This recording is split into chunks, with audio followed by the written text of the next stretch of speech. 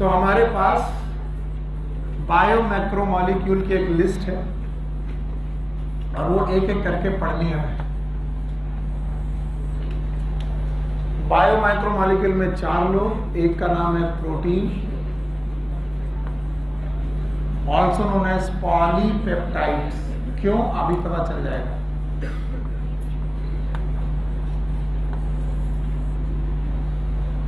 दूसरा ग्रुप है polysaccharide,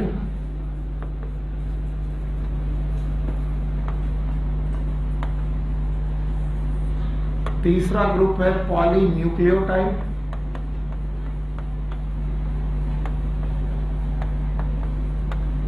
also known as nucleic acid,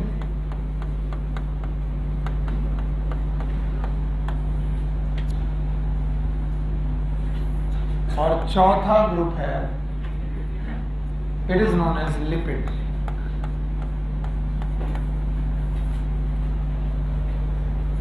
lipid is pseudo macromolecule, pseudo macromolecule.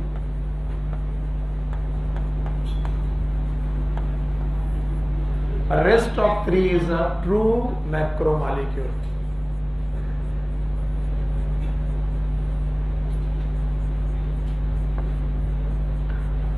बाकी सब true macromolecule के हैं। क्यों है? इनकी 2 वजह हैं। पहली वजह है कि बाकी सब पॉलीमर है, जितने भी तीनों हैं तीनों के तीनों पॉलीमर हैं और इन सब का वजन 10,000 डाल्टन से ज्यादा। हमारा क्राइटेरिया क्या था? 1000। लिपिड का वजन 18 से लेकर 800 डाल्टन का है, जो 1000 डाल्टन से कम है। और दूसरा, lipid is not a polymer, it is not a polymer.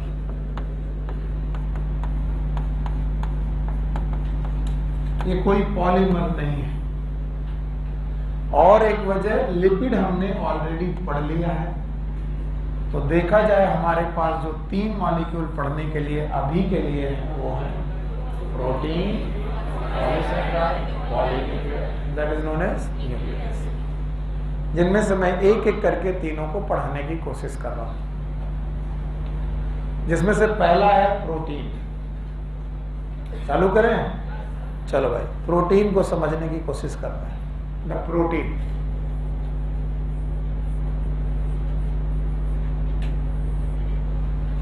so protein are the polymer of amino acid, polymers of amino acid.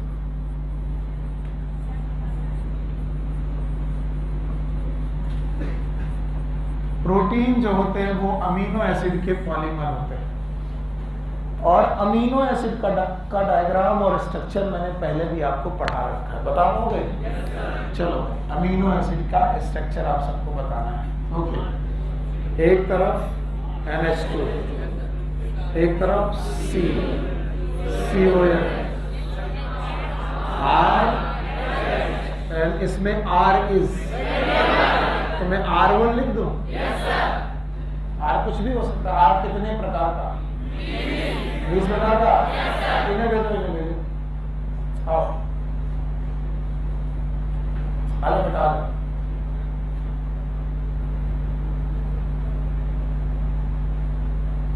पहला दिन है क्या बेटा? पहले आते हो? क्या नाम है? अतुल। गुस्सा मत होना, 20 अमीनो एसिड के नाम बताओ।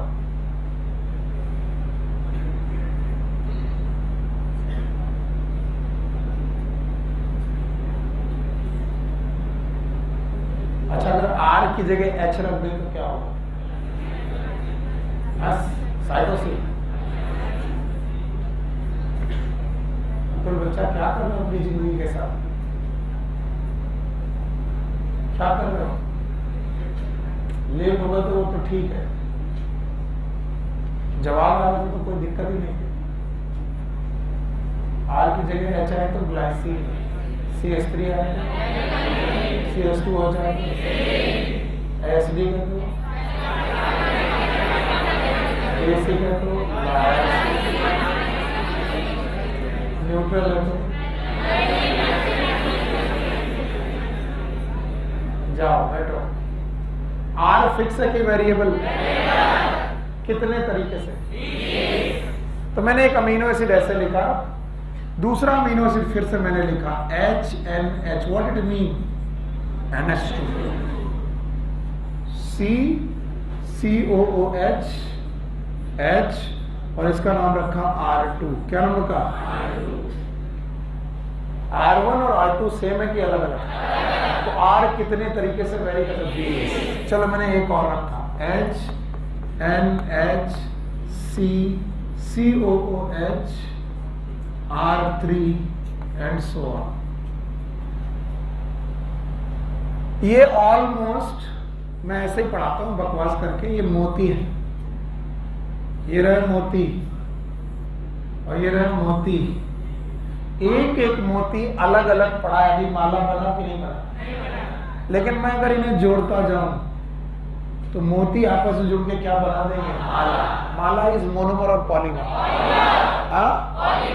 और मोती इज, तो अमीनो एसिड इज, और इससे बनने वाला.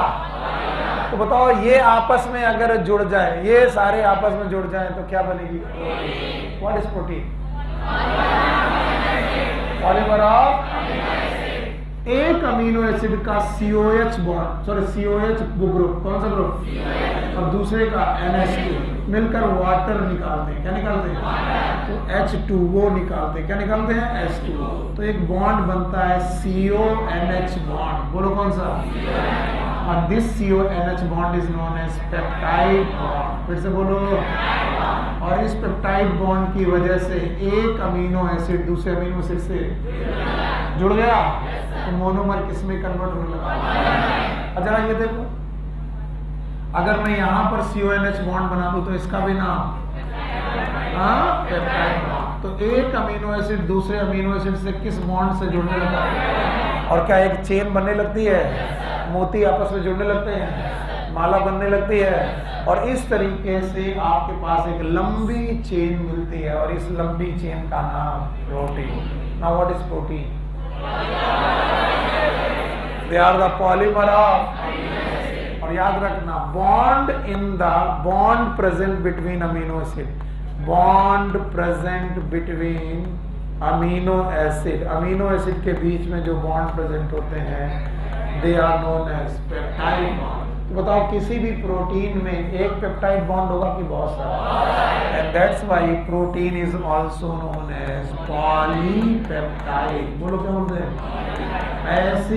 ऐसा मॉलिक्यूल जिसमें एक पेप्टाइड बॉन्ड हो कि मैनी. तो अगर मैनी पेप्टाइड बॉन्ड वाला कोई स्ट्रक्चर मिल जाए तो क्या बोलोगे? पॉलीपेप्टाइड. बुक ने इस पैराग्राफ में इससे ज्यादा पढ़ाने की कोशिश नहीं की और मैं भी इससे ज्यादा पढ़ाने की कोशिश नहीं करूंगा इस पैराग्राफ में, पर इतना तो बताना ही पड़ेगा. पक्का? बताओ what is protein? Protein are the polymers of amino acid. तो बताओ मोनोमर मोतियों की तरह हैं और पॉलीमर माला के. तो क्या मोती आपस में जुड़ के माला बना रहे हैं? तो उनके बीच में बॉन्ड होने चाहिए. बॉन्ड का नाम You got my point? तो पेप्टाइड बॉन्ड के बारे में आप बताओगे. एक पेप्टाइड बॉन्ड की मैनी, तो बताओ इसे क्या बोलेंगे? पॉलीपेप्टाइड. अच्छा बताओ, यहाँ पर हर मोनोमर सिमिलर है कि डिससिमिलर? बताओ ये अमीनो एसिड और ये अमीनो एसिड सेम है कि अलग अलग? तो बताओ यहाँ पर जो पॉलीमर बना है वो एक ही प्रकार के मोनोमर के डिफरेंट?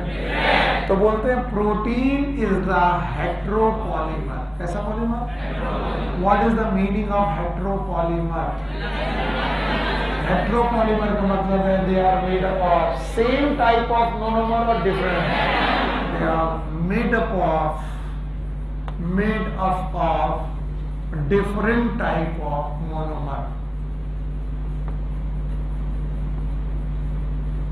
ये अलग अलग प्रकार के मोनोमर से बने हैं. तो बताइए कितने पॉसिबल डिफरेंट मोनोमर हो सकते हैं? 20. कितने? 20. और उन 20 अमीनो एसिड को कितने पार्ट में बांटा था? 2. एक कौन? इसेंशियल. बोलो कौन सा? इसेंशियल. और एक बेटा एनसीईआरटी में इस पॉइंट पर लिखा हुआ है तो बता देना। बताओ कितने प्रकार के अमीनो एसिड? एक कौन? इसेंशियल। दूसरा जिसे बॉडी बना लेगी, जिसे बॉडी नहीं बनाएगी। पक्का? जिसे खाने में लेना पड़ेगा, जिसे खाने में नहीं मिलेगा। हाँ? जो खाने में मिले ना मिले कोई बात नहीं है। तो बताओ अमीनो एसिड कितने प्रकार के हैं? और यहाँ होमोपॉलीमर है कि हेट्रो? तो कैसे प्रूव करोगे कि हेट्रोपॉलीमर? हो सकता है इसमें से एक ग्लाइसिन हो, क्या हो, एक सीरीन हो, एक ट्रिप्टोफैन हो। तो ये कितने तरीके से वेरी करती है। होमो के हेट्रो? तो मैं प्रोटीन का इतना स्ट्रक्चर पढ़ा करके प्रोटीन के फंक्शन की तरफ कूदूंगा।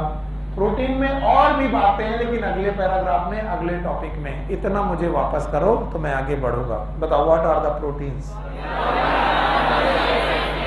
दे आर द एक अमीनो एसिड दूसरे अमीनो एसिड से किस बॉन्ड से जुड़ा है? And these bond are known as CONH bond. बोलो। एक का कौन सा ग्रुप? COH और एक का NH2 आपस में जुड़ जाते हैं, बॉन्ड बनाते हैं CONH। एक पेप्टाइड बॉन्ड की बहुत सारा, और इसीलिए प्रोटीन का दूसरा नाम पॉलीपेप्टाइड। पॉलीपेप्टाइड में जुड़ने वाले अमीनो एसिड सारे एक जैसे के अलग, और अगर ये अलग अलग हैं तो होमो की hetero, they are the heteropolymer. और कितने तरीके से वेरी करते हैं। ये जितने भी अमीनो एसिड है इनको कितने ग्रुप में बांटा गया? एक और दूसरा जिसे बॉडी बनाए, जिसे बॉडी ना बनाए। पक्का? Now there are so many types of the protein. बहुत प्रकार की प्रोटीन्स है। बोलते हैं proteins are building block of the body. जैसे इमारत बनाने के लिए ईंट चाहिए, सीमेंट चाहिए, वैसे बॉडी की इमारत को बनाने के लिए प्रोटीन चाहिए। Protein are the building block of the body. तो जो लोग जिम विम जाते हैं उनकी डाइट में प्रोटीन कम होनी चाहिए कि ज्यादा? ज्यादा। इसका मतलब उन्हें एनिमल प्रोटीन खाना चाहिए, चिकन मटन ये सब खाना चाहिए। पिक्चर थी दंगल शायद, बच्चियां साग सब्जी खाती थी, पहलवानी करनी थी, बॉडी बनानी थी, तो क्या खाने लगी? मुर्गा। तो बताओ क्यों? क्योंकि उन्हें क्या चाहिए? प्रोटीन तो सर दाल में भी होती है, पर दाल की प्रोटीन में सारे एसेंशियल अमीनो एसिड। इसलिए दुनिया में animal protein are the best protein. फिर से नहीं सुना मैंने? Because they have almost all type of essential, no, almost all type of essential amino acid. Soybean में भी अमीनो एसिड है, चने में भी अमीनो एसिड है, लेकिन जितने essential amino acid animal protein में है उतने एसेंशियल प्लांट प्रोटीन में नहीं है, ऐसा मानते हैं। तो याद रखना protein of the building block, और एक ग्रुप दिया गया है प्रोटीन के एक फंक्शन का। इनमें से एक प्रोटीन का नाम है कोलेजन। देखो बुक पे दिया है, क्या दिया है? कोलेजन। अब बताते हैं कोलेजन का फंक्शन क्या है। आपको मैंने कनेक्टिव टिश्यू पढ़ाए थे, भूल गए आप लोग?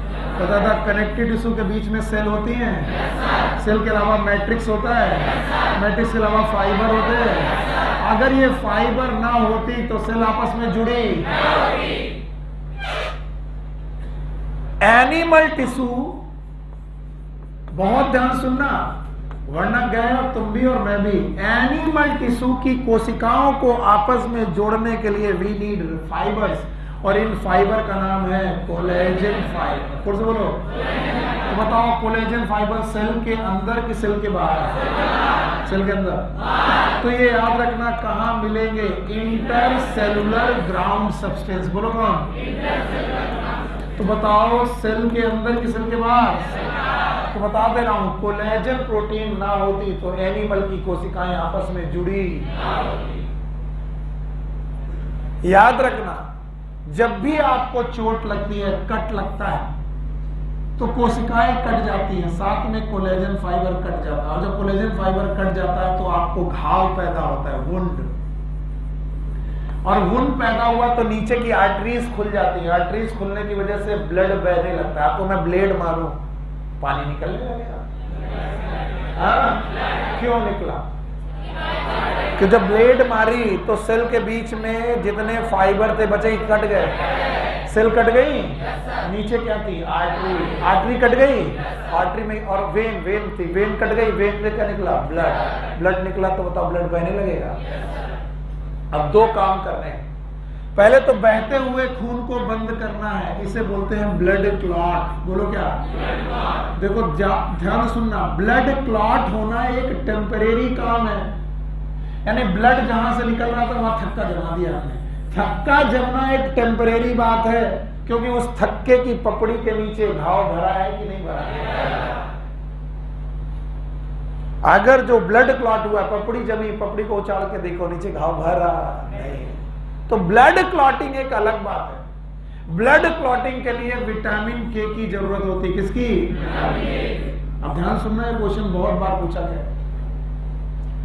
लेकिन अगर मुझे घाव भरना है, क्या भरना है? इसका मतलब है जो कट गया है उसे सिलना है, और अगर जो कटा हुआ पार्ट सिलना है तो मुझे सिलने के लिए चाहिए फाइबर। बोलो क्या चाहिए? कौन से फाइबर? कोलेजन फाइबर को बनाने के लिए बॉडी में पाया जाता है हाइड्रोक्सी प्रोलीन। बोलो कौन? थोड़ा एक्स्ट्रा जा रहा हूं, ध्यान सुनना, hydroxy proline, and this hydroxy proline it is made up of vitamin C. किसका? तो आप क्या खाइए, क्या बनेगा? क्या बनेगी? कोलेजन, घाव भरेगा। तो वुंड हीलिंग का विटामिन कौन सा है? Vitamin C. घाव भरने का विटामिन और थक्का जमने का। ये AFMC 2002 का क्वेश्चन है, 2001 या 2002, ये पेपर में दे रहा था और मैंने इसे गलत कर दिया क्योंकि मैंने रट्टा मार के पढ़ा था ब्लड क्लॉट, खून को जमने के लिए विटामिन के की जरूरत है, और मुझे लगता था जैसे ही बेटा थक्का जम गया वैसे ही घाव भर जाता होगा, मुझे यही लगता था। तो जब क्वेश्चन आया वुंड हीलिंग का विटामिन, तो मैंने क्या लगा दिया? विटामिन के। वो तो सही था कि गलत था? क्यों? विटामिन के क्लॉट बनाएगा, हील, और हील करने के लिए क्या चाहिए? Collagen fibre. क्यों? क्योंकि जो कटा है उसे सिला जाए, सिला जाएगा बेटा तो रस्सी चाहिए। कौन सी रस्सी? कोलेजन। और कोलेजन को बनाने के लिए हाइड्रोक्सी प्रोलीन, और हाइड्रोक्सी प्रोलीन को बनाने के लिए विटामिन सी। अब सुनना, 2 बार पहले भी क्लास में पढ़ा चुका हूं, कुछ लोगों ने ध्यान नहीं दिया था, अब ध्यान देना। जैसे ही आप गुटखा या तंबाकू या कोई भी हार्ड चीज अपने मुंह में डालकर चबाते हो, सामने देखो, वैसे आपकी म्यूकस मेम्ब्रेन रप्चर होती, म्यूकस मेम्ब्रेन कटने लगती है। म्यूकस मेम्ब्रेन कटने की वजह से आपके घाव भरने लगते हैं। घाव बनने के लिए आपको घाव भरना पड़ेगा। घाव भरने के लिए कौन सी चाहिए? Vitamin C. विटामिन सी क्या बनाएगी? कोलेजन, और कोलेजन फाइबर घटने लगेंगी, बढ़ने लगेंगी, और अगर कोलेजन फाइबर बढ़ने लगेंगे तो चीजें सॉफ्ट होने लगेंगी। हाँ, तो जितना ज्यादा आप खाएंगे मसाला गुटखा उतना मुंह कटेगा, और फिर भरेगा, फिर कटेगा, फिर भरेगा। बताओ क्या बढ़ने लगेंगे? कोलेजन फाइबर बढ़ने लगेंगे तो सॉफ्टनेस की हार्डनेस, और उसके बाद मुंह खुलना। क्यों? अंदर की तरफ से कोलेजन फाइबर ने आपकी म्यूकस मेम्ब्रेन को पकड़ लिया। अब बताओ मुंह खुलना बंद। ये प्री कैंसरस स्टेज है। कैसी? आगे चल के आपको क्या हो जाएगा? कैंसर। क्योंकि बार बार घाव भरना, खाली होना, भरना, कटना, भरना, इसमें कौन सी प्रोटीन इन्वॉल्व है? कोलेजन। तो आपकी बुक ने इतनी कहानी नहीं पूछी, आपकी बुक ने बताया कोलेजन का काम क्या। देखो क्या लिखा, इंटरसेलुलर ग्राउंड सब्सटेंस, बस इतना लिखा हुआ है। आप मुझे बताओ कोलेजन प्लांट में मिलेगी कि नहीं मिलेगी? नहीं मिलेगी, क्योंकि कोलेजन प्रोटीन कनेक्टिव टिश्यू में है। किसमें? और कनेक्टिव टिश्यू प्लांट में। हाँ पाल साहब, प्लांट में कितने प्रकार के टिश्यू पाए जाते हैं? 2। हाँ बोलो।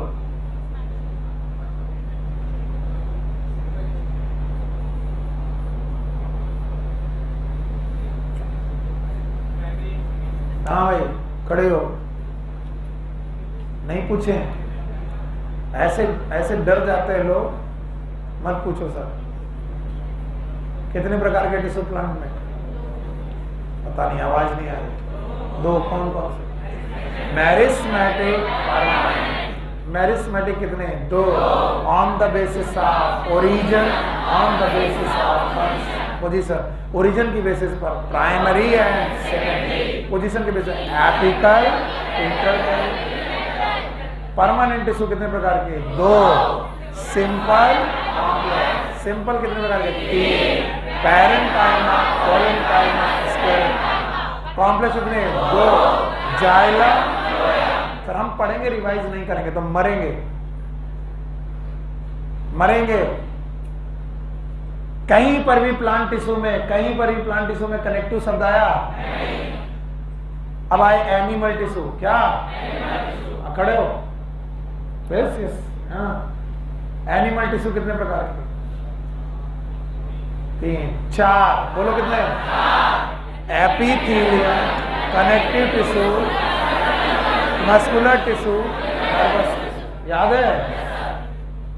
एपिथेलियम बहुत प्रकार की, याद है? सिंपल और स्ट्रैटिफाइड। रिवाइज मत करो, सिंपल और स्ट्रैटिफाइड, याद है?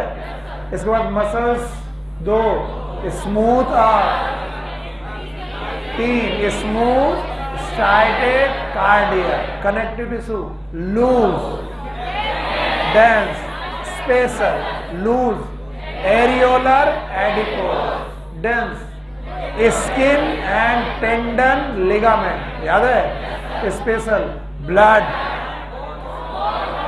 वो याद है? सर हम नहीं पढ़ेंगे, आपने पढ़ा दिया, हमको ये फीलिंग है कि हमें आता है। आता वाता कुछ नहीं है तुम्हें। कनेक्टिव टिश्यू शब्द कहां आया? और कनेक्टिव टिश्यू में कोलेजन फाइबर कहां आया? एनिमल। तो बताओ कोलेजन प्लांट में होगी कि नहीं होगी? Intercellular ground substance of plant में कोलेजन होगी। बैठो, intercellular ground substance, intercellular substance ground में कहां पर? एनिमल। कौन सी प्रोटीन? कोलेजन को बनाने के लिए विटामिन सी। एक प्रोटीन की इतनी कहानी है, बताओ। Protein is a polymer amino acid. बहुत सारी प्रोटीन है, हमारी बॉडी की बिल्डिंग ब्लॉक है। इसमें मैंने अभी एक का काम बताया, बोलो कौन? कोलेजन। अब चाहिए पूरा फुल कोलेजन। किसकी? किससे बनती है? Vitamin C. पक्का? बहुत धन्यवाद। प्लांट में कि एनिमल में? घाव भरने के काम आएगी, खून जमाने के काम आएगी। खून जमाने के काम, खून जमाने के लिए कौन? पक्का? अब सुनो, दूसरी प्रोटीन आपकी बुक में दी गई है ट्रिप्सिन। आई थिंक क्या दी है? ट्रिप्सिन। भाइयों बहनों, ट्रिप्सिन के आगे उन्होंने लिखा है एंजाइम। बोलो। अब एक लाइन दोबारा लिखिए, वैसे भी कई बार पढ़ा चुका हूं। All enzymes are protein.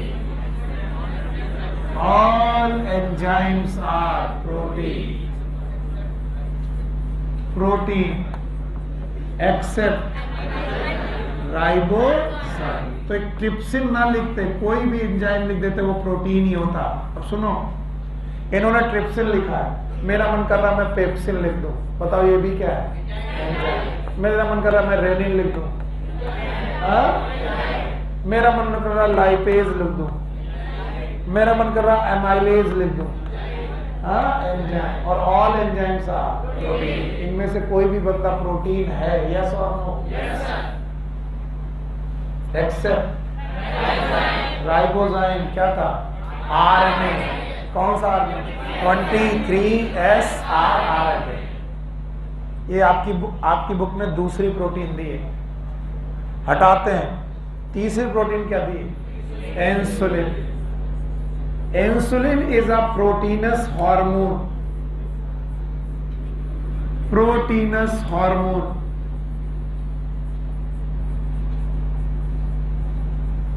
कई तरीके के हार्मोन पाए जाते हैं। Hormone mainly are of 3 type. एक होते हैं protein derivative.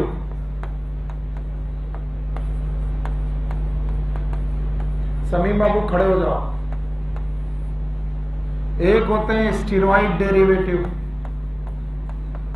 Steroid derivative hormone नाम बताओ। चुप रहो।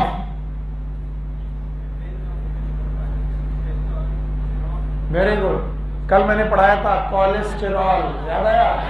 कोलेस्ट्रॉल से बनने वाले हार्मोन स्टेरॉइड। एंड्रोजन थे, एस्ट्रोजन थे, टेस्टोस्टेरोन था। शाबाश, बैठो। Steroid derivative. इसके अलावा अमीनो एसिड डेरिवेटिव। तो हार्मोन कई प्रकार के हैं, उनमें से एक प्रकार का हार्मोन प्रोटीन डेरिवेटिव है, और उस प्रोटीन डेरिवेटिव में एक हार्मोन का नाम इंसुलिन। अल्फा सेल की beta cell of isolates of Langerhans pancreas. कौन सी? पैनक्रियास। 3 प्रोटीन हो गई। तीनों के बारे में जो जो कुछ आता है बताओ। Collagen, intercellular ground substance. दूसरा trypsin, enzyme, all enzymes are protein. तीसरा insulin, insulin is hormone, all hormones are protein. सही की गलत?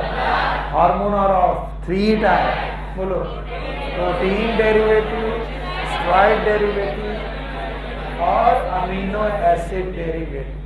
तो इंसुलिन कौन सा है? Sex hormone.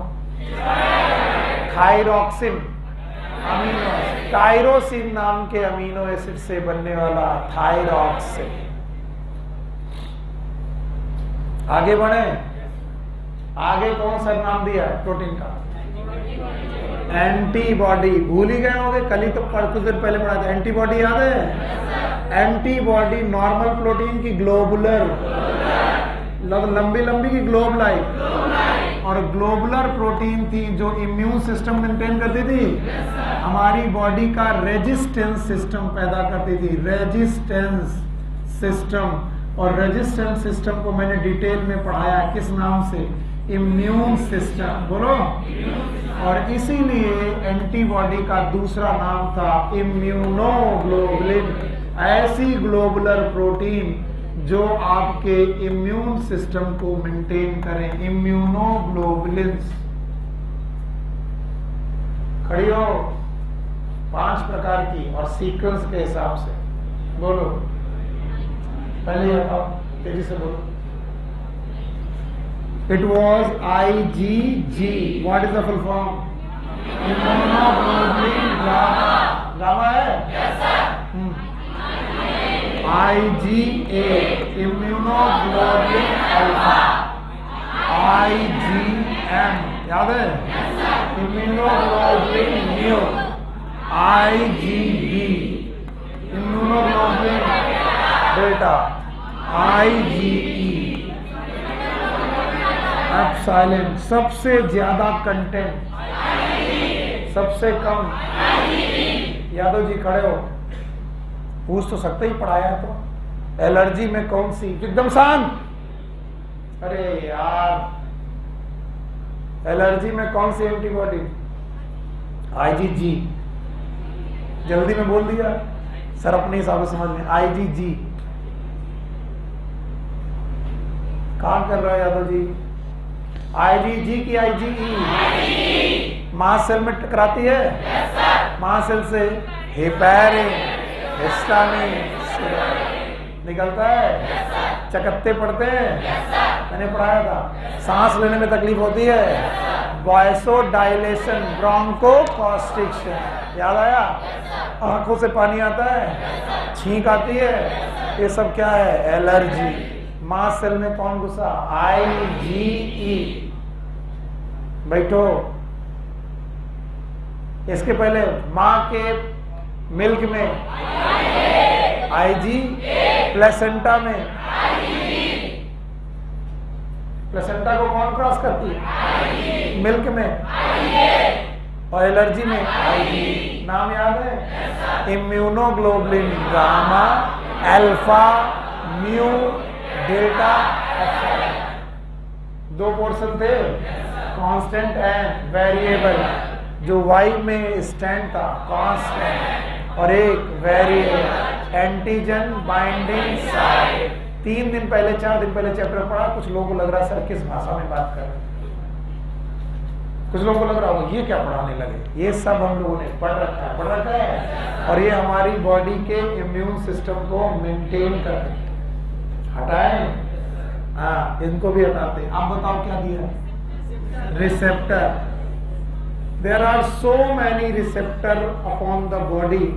उनमें से कुछ रिसेप्टर हैं जो प्रोटीन के बने हैं, प्रोटीन रिसेप्टर्स हैं। अब आप कहेंगे सर प्रोटीन रिसेप्टर तो आपने नहीं पढ़ाए थे, आपने पढ़ाया था कि सेल में जो ग्लाइको पोर्शन होता है, भूल गए कौन सा पोर्शन, ये रिसेप्टर की तरह काम करता है। यस मैंने पढ़ाया था 40% लिपिड, 52%, 8% कार्बोहाइड्रेट, कोलेस्ट्रॉल वगैरह याद है। और मैंने बोला था उनमें से कुछ क्या बनाते हैं, रिसेप्टर। आज मैं बता रहा हूं there are some receptor which are protein in nature, यानी मेम्ब्रेन में है, रिसेप्टर की तरह काम कर रहे हैं, चीजों को रिसीव कर रहे हैं, लेकिन बने हैं ग्लूकोज के भी, प्रोटीन के।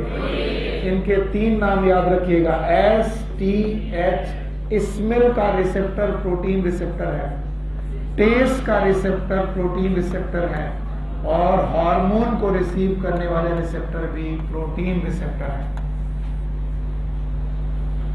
स्मेल को रिसीव करने वाला रिसेप्टर प्रोटीन रिसेप्टर है, टेस्ट को रिसीव करने वाला रिसेप्टर भी बेटा प्रोटीन रिसेप्टर है, और हार्मोन को रिसीव करने वाला रिसेप्टर भी प्रोटीन रिसेप्टर है, STH। These are the protein receptor. Okay, इसके बाद GLUT4। अब सुनो, ये कई सालों से मैं पढ़ाता और जिस साल आया बहुत सिंपल बन के आया। एक प्रोटीन का नाम है ग्लूट। ग्लूट को आप 2 भागों में बांटिए, glue and T.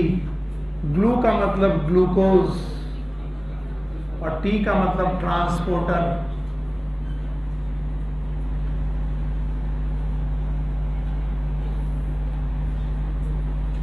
Glucose transporter, ये वो कैरियर प्रोटीन है जिनके थ्रू ग्लूकोज ट्रांसपोर्ट होता है। कुछ लोग तो भूल ही गए होंगे फैसिलिटेटेड डिफ्यूजन, याद है? चीजें एक जगह से दूसरी जगह जाती हैं। अगर वो कैरियर प्रोटीन से जाने लगे या फिर एक्टिव ट्रांसपोर्ट, तो बताओ glucose transporter it GLUT is carrier protein. फिर से बोलो, ग्लूट इज कैरियर प्रोटीन। नाम सुनो, what is GLUT? Glucose transporter. इनसे क्या कैरी होता होगा? ग्लूकोज। प्रोटीन नहीं बिटिया, पूरा नाम क्या है? Glucose transporter. ये एक कैरियर प्रोटीन है जिससे क्या निकल के जाता है? ग्लूकोज। फिर से, ये एक जिससे क्या निकल जाता है? पक्का? ग्लूकोज इनसाइड जा सकता है या फिर आउटसाइड जा सकता है। ऐसे ग्लूट बहुत है, GLUT 1, GLUT 2, GLUT 3, GLUT 4 etcetera.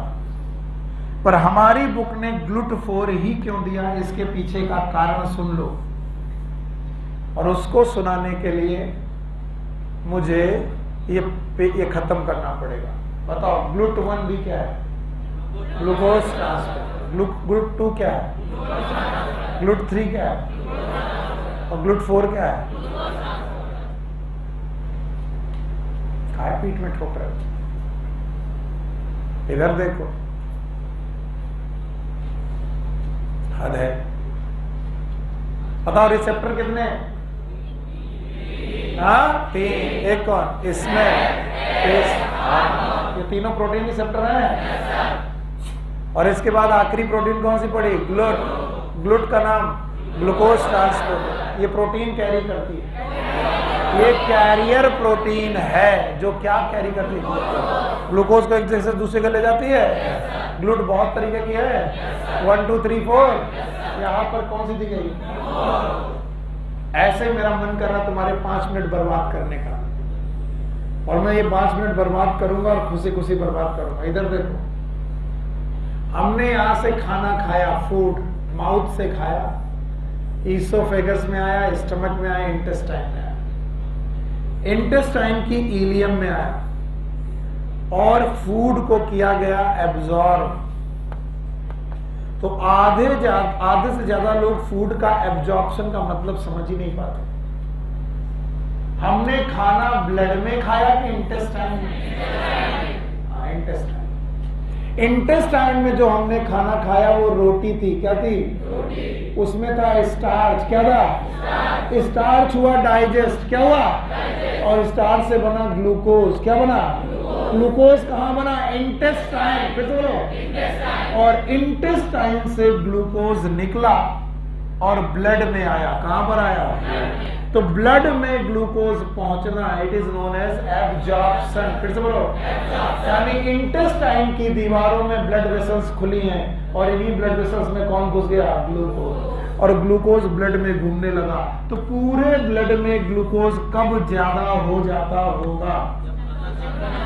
पता नहीं कब। अरे जब हम खाना खाते होंगे डाइजेस्ट हो जाता होगा, तो खाना खाने के आधे 1 घंटे के अंदर ब्लड में ग्लूकोज कम की ज्यादा। पर ब्लड में ग्लूकोज ज्यादा जो हुआ है वो ब्लड को जरूरी नहीं है, बल्कि टिश्यू को जरूरी है। किसको?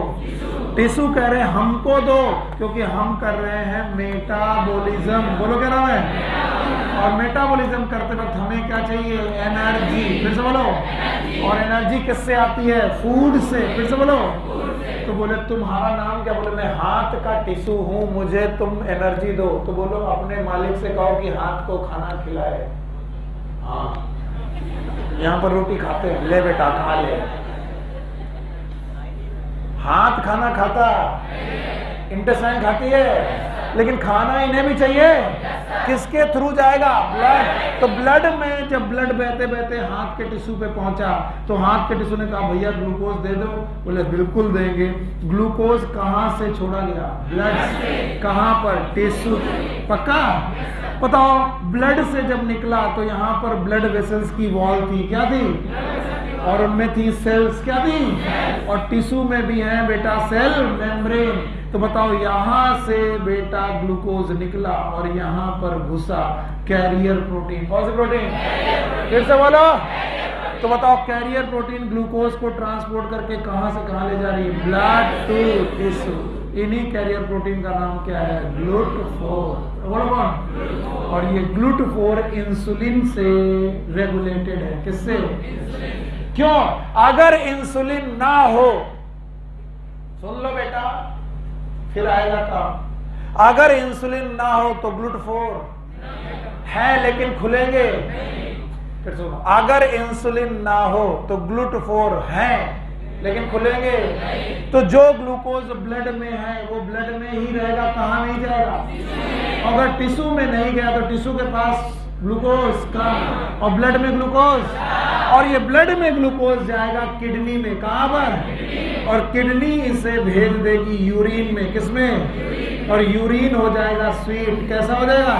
और मीठे यूरिन का नाम होता है डायबिटीज मेलाइटस। फिर से बोलो। बिल्कुल भी समझ में नहीं आया सर आपने क्या पढ़ाया? आया? हमने क्या खाया? खाना खाना इसको हम रोक। खाना खाया तो ग्लूकोज टिश्यू में बढ़ गया। कहां पर? ब्लड में। ब्लड के ग्लूकोज को कहां भेजना है? किसके द्वारा? कौन भेजेगा?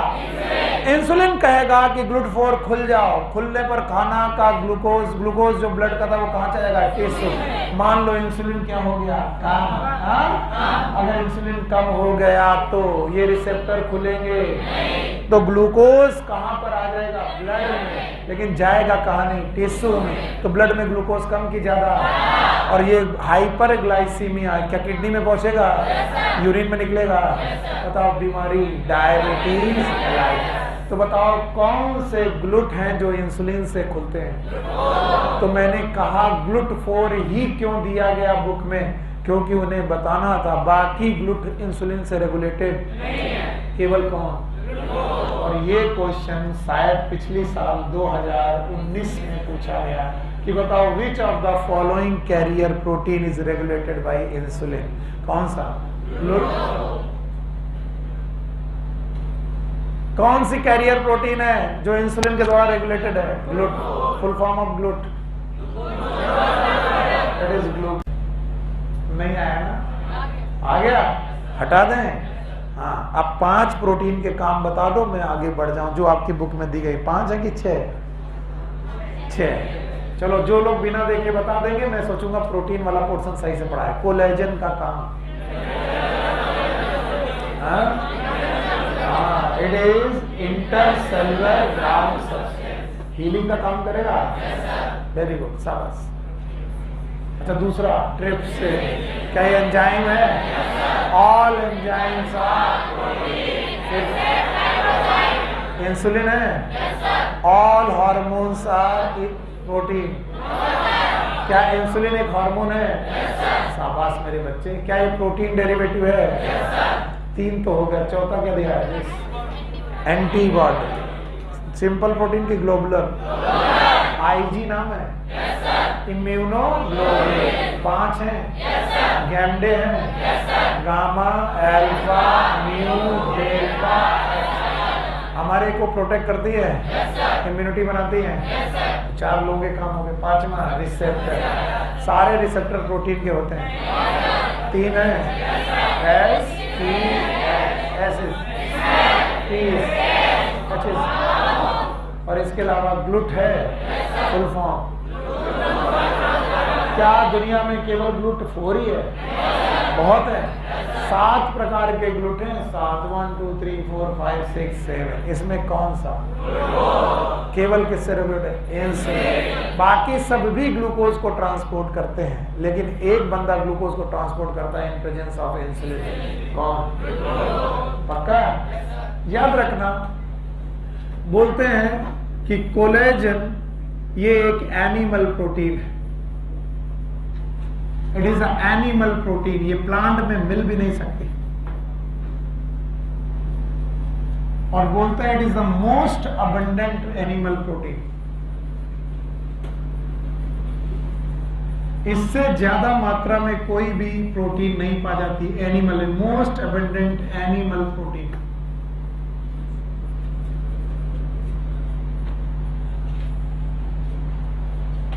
वहीं पर एक एंजाइम है, नाम है रूबिस्को।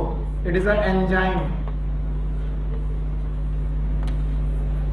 इस एंजाइम का फुल फॉर्म है राइबोलोज 1,5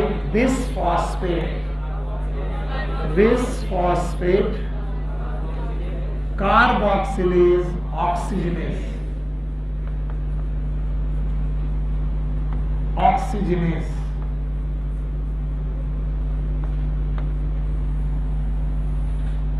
और रूबिस्को एंजाइम C3 साइकिल का एंजाइम है।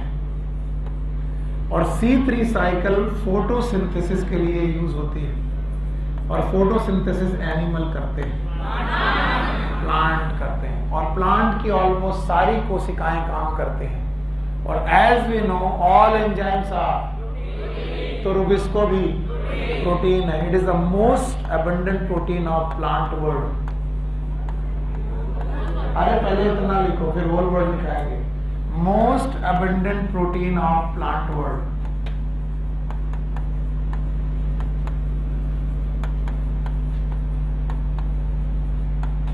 पहले ये 2 क्वेश्चन बताओ मुझे। Most abundant protein of animal world and most abundant protein of plant world. अब बताओ, पूरी दुनिया में प्लांट ज्यादा कि एनिमल? कुछ लोग कहेंगे एनिमल। प्लांट ज्यादा कि एनिमल? तो बताओ, rubisco is overall most abundant, क्योंकि प्लांट इस दुनिया में ज्यादा है। तो rubisco is overall most abundant. अगर पूरा देखा जाए कि सब में मिलाकर देखा जाए तो सबसे ज्यादा कौन?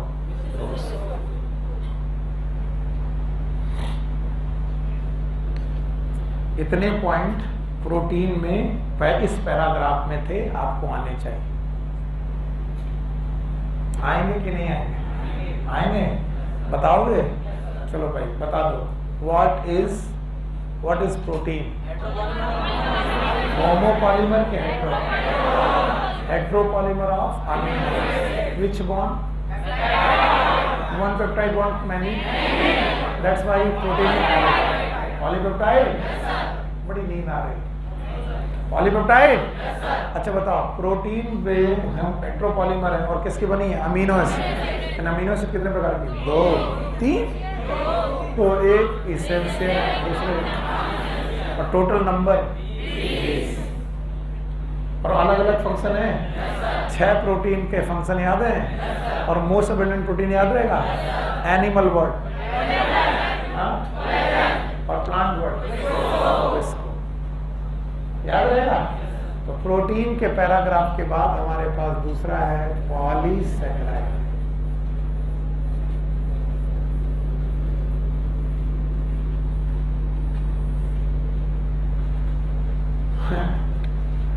इतने बेचारे थके हारे हैं, क्योंकि आज एक क्लास नहीं होनी, फिर भी थके हारे हैं। केमिस्ट्री नहीं है? नहीं थी? अब तो एनर्जी में रहो यार, गर्मी लग रही। पॉलीसैकेराइड, कुछ भी पूछो तो तकलीफें तो बहुत है ना। They are the polymer of monosaccharide.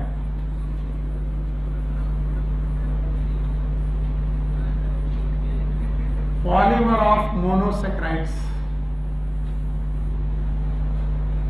तो अब की बार जो मोती आपस में जुड़कर माला बना रहे हैं, तो माला का नाम तो सर पॉलीसैकेराइड है, लेकिन मोती का नाम और मोनोसैकेराइड है। तो बताओ, पूरी माला पॉलीसैकेराइड, मोती का नाम और मोनोसैकेराइड की अपने पास लिस्ट है ना? ठाकुर साहब लिस्ट बताओ मोनोसैकेराइड की। बाकी दोस्ती अनिकेत नहीं चलेगी। ठाकुर साहब को थोड़ा सा सीखने दो। बताइए मोनोसैकेराइड की list.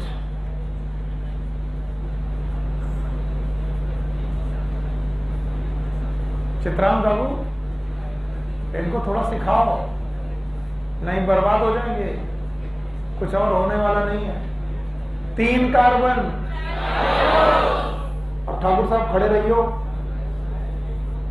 4 carbon Tedros, 5 carbon pentose. सावारे बच्चों शाबाश। 6 कार्बन हेक्सोस, याद है? 7 कार्बन। यही 3 दिन से कर रहे, लेकिन यही भी नहीं आ पाया मेरे एक बच्चे को, ठाकुर साहब को। मतलब मैं नहीं पढ़ा पाया, मतलब मैं अच्छा टीचर नहीं हूं। एम्पिरिकल फार्मूला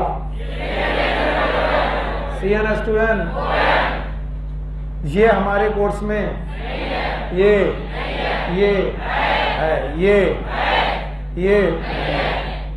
इसका फार्मूला C5H10O5, याद है? इसका फार्मूला C6, पक्का? इसमें कौन सी शुगर थी? हाँ? और यहाँ ग्लूकोज। हमें तो बहुत थी, लेकिन हमें ग्लूकोज, फ्रक्टोज और गैलेक्टोज काफी थी। और बताओ, ये सब मोनोमर की पॉलीमर। अब यही आपस में जुड़ के क्या बना देगा? और पॉलीमर का नाम पॉलीसैकेराइड। सौभाग्य कहो दुर्भाग्य कहो, हमें स्ट्रक्चर मालूम है। मालूम है? ठाकुर साहब से पूछना नहीं है, बस ठाकुर साहब को बताना है। 5 पोजीशन पेंटोस की याद है? पहला, दूसरा, तीसरा, चौथा, इसमें पक्का? अब इसमें ग्लूकोज बताना है। हाँ, पहला पोजीशन, दूसरा, तीसरा, चौथा, पांचवा और बताओ, ये ग्लूकोज है, ये। अब ये आपस में जुड़ने लगे तो पॉलीसैकेराइड, और ये आपस में जुड़ने लगे पॉलीसैकेराइड। सौभाग्य से इनका पॉलीसैकेराइड अपने अपने कोर्स में नहीं है और हमें मालूम भी नहीं है कौन सा है, ग्लूकोज। तो अभी भूमिका तैयार हुई है, अब मैं पॉलीसैकेराइड बनाने जा रहा हूं। तो अगर मैं आपस में ग्लूकोज को जोड़ने लगूं तो क्या क्या बन सकता है? उसका नाम बैठे ठाकुर साहब, पढ़ के आइए। बुरा तो नहीं लग रहा? हाँ बिल्कुल नहीं। मम्मी की तबीयत कैसी है? पापा की सही है? ठीक, बैठो। Polysaccharides are polymer of monosaccharide, और हमारे पास मोनोसेकेराइड में एक ही मोनोसेकेराइड में बता रहा हूं, इतने सारे में बोलो कौन? ग्लूकोज। अगर तुम ग्लूकोज मोनोसेकेराइड को सीख लो तो काफी बन जाएगा। बोलते हैं पॉलीसेकेराइड में कुछ एग्जाम्पल है, पॉलीसेकेराइड में कुछ एग्जाम्पल्स हैं। जैसे पहला एग्जाम्पल है cellulose, it is a polymer of glucose. ये ग्लूकोज का पॉलीमर है। और याद रखना, it is a linear polymer of glucose. मैं कोशिश कर रहा हूं, अल्फा बीटा एनोमेरिक पोजीशन मुझे कोई मतलब नहीं है, मैं अपनी बायोलॉजी के हिसाब से तुम्हें समझाने की कोशिश कर रहा हूं। मुझसे एनोमेरिक कार्बन कभी मत पूछना, वो केमिस्ट्री का पॉइंट है, वो पूछना उनसे। अभी आपको मैं ग्लूकोज बना के दिखाता हूं और आप मुझे बताइए। पहली पोजीशन थी OH, दूसरी OH, तीसरी OH। हालांकि OH अंदर जाएगा, कहाँ जाएगा? मैं पहले से बोल दे रहा हूँ, ऑनलाइन में भी लोग जो सुन रहे हैं ध्यान सुन ले, मैं बार बार बाहर बनाऊंगा। एनोमेरिक पोजीशन से मुझे नहीं मतलब, वो केमिस्ट्री में देखेगा। अगला वाला OH, COC, CH2OH। एक और बनाओ ताकि समझ में आए कुछ करने जा रहा हूं। यस, पहली पोजीशन, दूसरी, तीसरी, चौथी OH, COC, CH2OH। बताओ ये क्या है? ग्लूकोज। ये भी क्या है? फिर से पहली पोजीशन OH, दूसरी, तीसरी, चौथी OH, COC, CH2OH। आगे तुम समझदार। आप सुनो, ये सब के सब मोनोमर हैं और इनकी पोजीशन 1 2 3 4 5 6, छठा कार्बन 1 2 3 4 5 6, छठा बार है 1 2 3 4 5 6, छठा बार। अब सुनना, पोजीशन नंबर 1 और 4, पोजीशन नंबर मिलकर वाटर निकालेंगे। क्या निकालेंगे? H2O, H2O निकल जाएगा और जैसे ही H2O निकलेगा एक COC बॉन्ड बनेगा, COC। पोजीशन होगी 1,4। इस बॉन्ड का नाम होगा 1,4 ग्लाइकोसिडिक बॉन्ड। कौन सा बॉन्ड? 1,4 ग्लाइकोसिडिक। ना अब इसे तोड़ो। कौन सा? 1,4 ग्लाइकोसिडिक बॉन्ड, 1,4 ग्लाइकोसिडिक बॉन्ड। और 1,4 ग्लाइकोसिडिक बॉन्ड बनने लगेगा। अगेन यहां पर भी कौन सा बॉन्ड? 1,4 glycosidic bond. और इस तरीके से मोनोमर आपस में जुड़कर एक पॉलीमर बनाने लगेंगे। और ये पॉलीमर में ब्रांच है कि नहीं है? देखो है कि नहीं है? अगर नहीं है तो याद रखना ये कैसा पॉलीमर माना जाएगा? लीनियर। सो सेलुलोज इज, याद रखना सेलुलोज इज लीनियर। जो दो बातें बता देगा मैं समझूंगा मैंने सही पढ़ाया। बताओ, cellulose the polymer of glucose. और कैसा पॉलीमर? और विथ विच बॉन्ड? इनमें बॉन्ड कौन से हैं? 1,4 ग्लाइकोसिडिक बॉन्ड। और इनमें भी अल्फा और बीटा बॉन्ड होते हैं, वो बाद में टीचर सब तुम्हारे केमिस्ट्री वाले पढ़ाएंगे। तो 1,4 ग्लाइकोसिडिक बॉन्ड, और इसमें ब्रांचेस नहीं है। तो कभी कोई पूछे what is cellulose? Cellulose is linear polymer of glucose are having the bond 1,4 glycosidic bond। नहीं आया? हटा दें। दूसरा पॉलीसेकेराइड है starch. Starch. Starch is again, एक मिनट और, इसके पहले बताओ सारे के सारे मोनोमर सेम थे कि डिफरेंट? तो दो, वो अगर सेम मोनोमर है तो हेट्रो की होमो।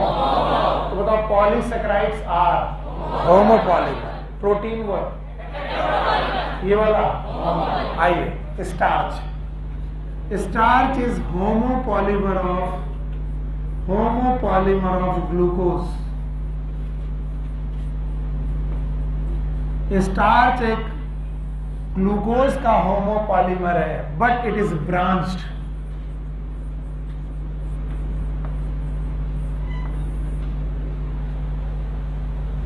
ब्रांच्ड है ये। बताइए सेलुलोज कैसा था? लीनियर। ये कैसा है? वो भी किसका पॉलीमर था? ये भी, दोनों ग्लूकोज के पॉलीमर है। तो स्ट्रक्चर एक ही जैसे बनेंगे, बस ब्रांचेस निकलेंगी। देखिए कितने लोग हैं जो मेरे साथ बनाने वाले हैं। चलो इधर आओ। चलो भाई कई बना लेते हैं ताकि ये ना हो कि लंबी चेन नहीं बन रही। बाकी पोजीशन में आपसे बातें पूछूंगा।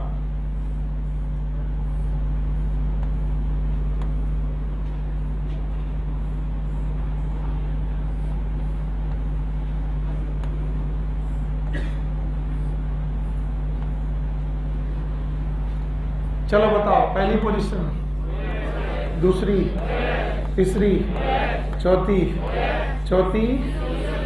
और CH2। Thank you very much.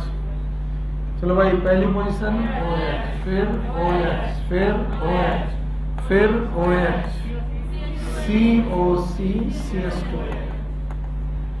Again पहली पोजीशन OH, दूसरी OH, तीसरी फिर OH और COC, CH2OH। मैं नहीं कर रहा ना। पहली पोजीशन OH, मुझे NCERT का वो डायग्राम बनाना। ये वाला OH, ये वाला OH, COC, CH2। अब जरा ध्यान से देखना, पहले लीनियर बॉन्ड बनाने। कौन से बॉन्ड? चलो लीनियर बॉन्ड बनाते वक्त यहां पर कौन सा बॉन्ड? COC। यहां पर कौन सा बॉन्ड? COC। और यहां पर भी कौन सा बॉन्ड? कौन सा? COC। बताओ कार्बन और कार्बन के बीच में बॉन्ड है? जरा इन बॉन्ड के नाम बताओ। इट इज 1,4, 1,4, 1,4 और सारे के सारे ग्लाइकोसिडिक बॉन्ड। सर क्या ये तो लीनियर ही हुआ, ये भी लीनियर हुआ। सर ब्रांच कहां है? अभी ब्रांच दिखाते हैं। Glycosidic bond. अब ध्यान से देखिएगा। नाउ द ब्रांच, पहली पोजीशन, दूसरी, तीसरी, चौथी, पांचवी CH2OH, याद रहेगा। और इसी में COC। देखना बंद कर दिया आपने। अब देखना position number 1 2 3 4 5 6। Position number 1 2 3 4 5 6। Position number 6। ये वाला 6 और 1 के बीच में CH2OC बॉन्ड। कौन सा bond? CH2OC bond. It is 1,6 glycosidic bond. नहीं आया ना? बिल्कुल नहीं आया। 1,6 ग्लाइकोसिडिक बॉन्ड। तो जहां ब्रांच बनेगी वहां पर 1,6 ग्लाइकोसिडिक बॉन्ड। अब ध्यान से देखना, ये वाला पोजीशन ब्रांचिंग का है, लेकिन ये बंदा फिर से बाहर आया और इस बंदे के साथ फिर से चेन बनाई मैंने। चेन जैसे ही बनाई क्या बना होगा जरा ध्यान से देख के बताइएगा। यस, ये कौन सी है? 1, ये वाला, ये वाला, ये वाला, ये वाला और ये वाला CH2OH। बताइए ये वाला 4, ये वाला 1, कौन सा बॉन्ड? COC। तो बताओ यहां पर जो बॉन्ड है इट इज 1,4 ग्लाइकोसिडिक बॉन्ड। यहां पर, यहां पर, यहां पर और यहां पर तो पूरी ब्रांच में 1,6 नहीं है, पॉइंट ऑफ ब्रांचिंग पर फिर 1,4। 30% लोगों को कुछ समझ में नहीं आया क्योंकि उन्होंने मेरी बात सुनी नहीं। अब ईमानदारी से हाथ उठाना, किसको किसको समझ में नहीं आया? Good good. और टीचर इसी बहाव में बह जाता है। क्योंकि मैं एक बेवकूफ स्टूडेंट था तो मुझे मालूम था कि कई लोगों को समझ में आ गया, मुझे नहीं आया। अब मेरे साथ करना करोगे? मरे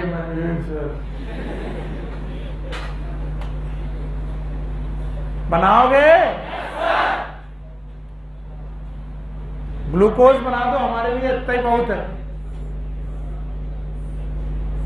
सर आप बार बार वही कर देते हो, हमारा दिमाग खराब हो जाता है। जाने क्या क्या करते रहते हो, गंदे गंदे आदमी हो। चलो भाई, अब क्या करे बेटा, पढ़ाई अच्छी चीज होती तो फिर तो हमको अच्छे अच्छे इंसान मिलते नहीं। इस दुनिया में पढ़ाई से ज्यादा गंदा काम कुछ है।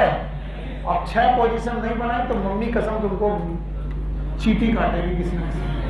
पहली पोजीशन ये आया ना आया, वो बेटा अंगड़ाई ले रहा, कहाँ फंस गए, जगह दो निकलने दो इसे। दूसरी पोजीशन, तीसरी, चौथी, पांचवी, CO, उसी में CS2। पक्का? पहली पोजीशन ये वाली है, दूसरी वाली, तीसरी वाली, चौथी वाली, पांचवी वाली CO3, CS2। भाई थोड़ी मदद कर दोगे तो काम आ जाएगा। पहली पोजीशन, दूसरी, तीसरी, चौथी और पांचवी CO3 और ये वाला CS2। बेटा पोजीशन बहुत है, इस वजह से पंगे आ रहे, नहीं तो अभी तक तो निकल गया होता। पहली पोजीशन, दूसरी, गुस्साओं में OH, CO3, CS2। बदतमीज कहीं के टीचर। चलो पहले कौन से बॉन्ड बनाए? 1,4 पोजीशन नंबर 1,4 बॉन्ड बना दें। कौन सा? COC बन गया। अब बताओ बॉन्ड बना दें, बोलो COC कौन सा? और फिर से बॉन्ड बना दें, बोलो 1,C। हिंदी में नहीं आ रहा है। अब बेटा जिन लोगों को नहीं आ रहा है ये बताओ पोजीशन नंबर ये वाली। कुछ लोग तो ये नहीं समझ में 1,4 कैसे हो गया। पोजीशन नंबर 1 और 4 के बीच में बॉन्ड है 1, और बॉन्ड का नाम ग्लाइकोसिडिक बॉन्ड। अब बार बार वही लिखेंगे 1,4, 1,4। जब 1,4 ग्लाइकोसिडिक बॉन्ड बनेगा तो चेन कैसी होगी? अब देखो एक लीनियर चेन मेरे लिए और बनाओ। एक जो लोग और बना देंगे वो अच्छे राजा बाबू बना देंगे। हाँ एक लीनियर चेन और बना दो। अब मैं उतनी दूर नहीं जाऊंगा, मैं मान लूंगा कि तुम्हें आता है। नहीं आता है? आता है। बताओ कौन सा बॉन्ड? COC। कौन सा बॉन्ड? कौन सा वाला? 1,4। बोलो कौन? 1। अच्छा बताओ ये वाली पोजीशन 1 थी कि 4 थी? 1। ये वाली 2, ये वाली 4, ये वाली CH2OH और ये COC। पक्का? बताओ ये लीनियर चेन की बेटा ब्रांच और ये लीनियर, 2 लीनियर हो गए। अब इस लीनियर की पहली पोजीशन कौन सी और इसकी छठी? 1, 2, 3, 4, 5, 6 आपस में बॉन्ड बनाएंगी वाटर निकाल के। उस बॉन्ड का नाम होगा CH2OC। बोलो इसका नाम 1,6 ग्लाइकोसिडिक बॉन्ड। तो कोई मुझे बताए व्हाई इट इज 1,6? ये पोजीशन 1, ये पोजीशन 6। बताओ इस वाली शुगर में 1,4 भी है, 1,6 भी है। इसमें दोनों तरफ 1,4, इसमें दोनों तरफ 1,4, इसमें दोनों तरफ, इसमें दोनों तरफ और इसमें एक तरफ और एक तरफ। जहां पर 1,6 है it is a point of branching. Point of तो अगर मुझे ब्रांच बनानी है तो बताओ कौन सा बॉन्ड होगा? 1,6 ग्लाइकोसिडिक बॉन्ड। बिटिया आया कि नहीं आया? आ गया। अब आपकी बुक में इन्होंने कहा है कि एक कार्टून बना के मैंने देख लो। उन्होंने बुक ने बोला, मैंने नहीं बोला। बोले कार्टून में मैंने एक चेन बनाई है, फिर उसकी ब्रांच बनाई है, फिर उसकी ब्रांच बनाई है, फिर उसकी ब्रांच बनाई है। भाइयों बहनों सबको मैं इनवाइट करता हूं, बताओ इस पॉइंट पर कौन सा बॉन्ड? इस पॉइंट पर 1,6 यहां पर बाकी सब जगह बाकी 4 नहीं आया। पेज नंबर बताओ कौन सा है? हाँ? नीचे जो डायग्राम दिखा देखो जरा, पेज नंबर 148 में नीचे डायग्राम बना है, लाइन बनी है। बताओ लाइन के जहां पर पॉइंट ऑफ ब्रांचिंग है कौन सा? 1,6।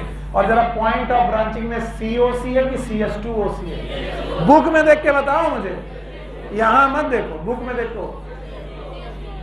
ब्रांच जहां पर बन रही है COC की CS2OC? और CS2OC का मतलब, और बेटा 2 हेक्सागन के बीच में जो है COC, व्हाट इज 1,4? बताओ कौन लीनियर ब्रांचिंग थी और कौन ब्रांच है? किसमें केवल 1,4 थे? सेलुलोज। किसमें 1,4 के साथ 1,6 भी है? तो कौन ब्रांच्ड है, कौन लीनियर है?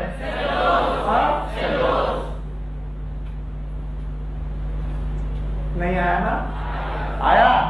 तो बताओ जो आपकी बुक में पेज नंबर 148 में कार्टून बना है, कार्टून मतलब जो डायग्राम बना है दिखाई पड़ेगा? बताओ उसके CS2O बॉन्ड पे लाइन करो, जहां जहां CS2O हो, CS2OC। ये बताओ कौन सा बॉन्ड होगा? 1,6। और जहां पर COC है, हाँ, ज्यादा कौन से है और कम कौन है? और क्या उसको लाइन से ड्रॉ किया उन्होंने? और उन्होंने ऐसी लाइन बनाई ऐसी, और फिर बोला ये ब्रांचेस हैं, ये ब्रांचेस हैं। बताओ इस पूरी लाइन में यहां पर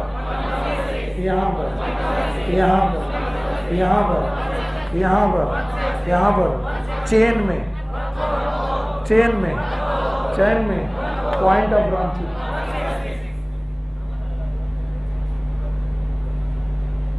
आया कि नहीं आया? सर कुछ नहीं आया। अब जिनको नहीं आया था वो लोग बताएं, उनको आया? आप बताओ किसको नहीं आया? आप सुनो, तुम में से किसी ने नहीं पूछा कि सेलुलोज लीनियर क्यों है, स्टार्च ब्रांच क्यों? सुनो, सेलुलोज को बनाना है स्ट्रक्चर, सेलुलोज को बनाना है सेल वॉल, और सेल वॉल एक स्ट्रक्चर है। इस वजह से किसी भी स्ट्रक्चर में जितनी लीनियर चीजें होंगी उतना अच्छा हो। तुम एक लीनियर दीवार बनाना चाहते हो, उसमें खूब ब्रांचेस निकालना चाहते हो? नहीं, दीवार एकदम लीनियर होनी चाहिए। और स्टार्च है स्टोरेज मटेरियल, जगह कम घेरे और एनर्जी ज्यादा दे। कब हो सकता है? जब वो लंबा चेनों की ब्रांच, जो भी चीजें स्टोर की जाती हैं वो हम चाहते हैं कि वो खूब जगह घेरे कि कम घेरे, और एनर्जी। तो बताओ स्टार्च में कम जगह में घेरने के लिए और एनर्जी ज्यादा देने के लिए बॉन्ड ज्यादा चाहिए, लेकिन चेन के रूप में कि ब्रांच के रूप में? इसीलिए स्टार्च ब्रांच्ड है और सेलुलोज कैसा है? लीनियर। नहीं आया पाल साहब? आ गया? तो बताओ कौन है लीनियर पॉलीमर? कौन ब्रांच? पक्का? हाँ, अब चलो बताओ what is polysaccharide? Polymer are known as. 2 example याद है? एक कौन? सेलुलोज और एक पक्का? नाउ सेलुलोज और स्टार्च में क्या था? ग्लूकोज। अब तीसरा बंदा आया, नाम है glycogen. glycogen, also known as animal starch.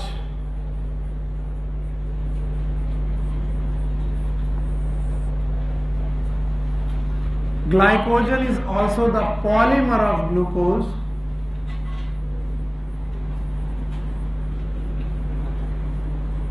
It is highly branched.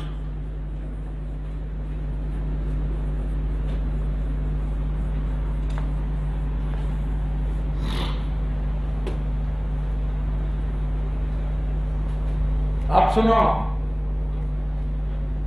क्या ग्लाइकोजन में 1,4 बॉन्ड होंगे? अरे बेवकूफ, polymer of glucose, glucose glucose आपस में जुड़ेंगे, क्या बना? क्या इनमें ब्रांच होंगी? कम की ज्यादा? ज्यादा, हाईली ब्रांच, क्योंकि एनिमल में स्टार्च की तरह रहते हैं कौन? ग्लाइकोज। तो एनिमल में जगह और कम है, प्लांट में जगह ज्यादा है, एनिमल में जगह है और कम जगह में और ज्यादा एनर्जी चाहिए, तो कम ब्रांच की ज्यादा ब्रांच। तो बोलते हैं सबसे ज्यादा ब्रांचेस किसमें पाई जाती हैं? तो glycogen is a very highly branched polymer of glucose. अगर 3 पूछे जाए, सेलुलोज, स्टार्च और ग्लाइकोजन में सबसे ज्यादा ब्रांच दूसरे नंबर पे, तीसरे नंबर पे, पक्का? बताओ किस में सबसे ज्यादा 1,6 बॉन्ड? उसके बाद समझ गए? बताओ, सेलुलोज में जनरली 1,6 बॉन्ड, क्योंकि वो लीनियर है कि ब्रांच है? हटा दें। तो बताओ 3 मैंने पॉलीमर बताए पॉलीसैकेराइड के, तीनों बता पाओगे? बोलो। Cellulose is the polymer of, starch is the polymer of, और glycogen is the polymer of. तीनों ग्लूकोज। तो तीनों में कुछ अंतर होगा? एक दूसरा, एक एनिमल में कौन सा? ग्लाइकोजन। पक्का? 2 प्लांट में, सेलुलोज और स्टार्च। सुनील सर में सेलुलोज और स्टार्च है, क्या है? पक्का? तो ग्लाइकोजन इज प्लांट स्टार्च और एनिमल। इन सब में सबसे ज्यादा ब्रांच कौन है? बोलते हैं जैसे ग्लूकोज की लीनियर चेन होती है, ब्रांच चेन होती है, उसी तरह फ्रक्टोज के भी पॉलीमर होते हैं।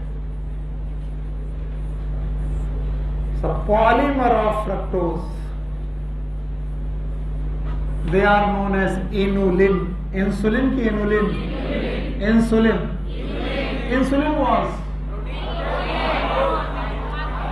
was प्रोटीन, हार्मोन था, and inulin is a polysaccharide. क्या है? इंसुलिन भी पॉलीमर था, इनुलिन भी पॉलीमर है। वो किसका पॉलीमर था? अमीनो एसिड का। ये किसका है? ये किसका है? फ्रक्टोज। डहलिया नाम का पौधा सुना होगा, डहलिया की जड़ों में पाया जाता है इनुलिन। 1 साल पूछा गया ऑल इंडिया पीएमटी में। डहलिया की जड़ों में पाया जाता है inulin. It is a storage material made up of fructose. कौन से? तो बताओ, ग्लूकोज 1,4 बॉन्ड और फ्रक्टोज 1,4 बॉन्ड।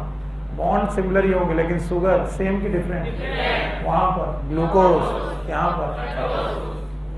चलो 4 एग्जाम्पल बताओ, पॉलीसैकेराइड के 4 एग्जाम्पल।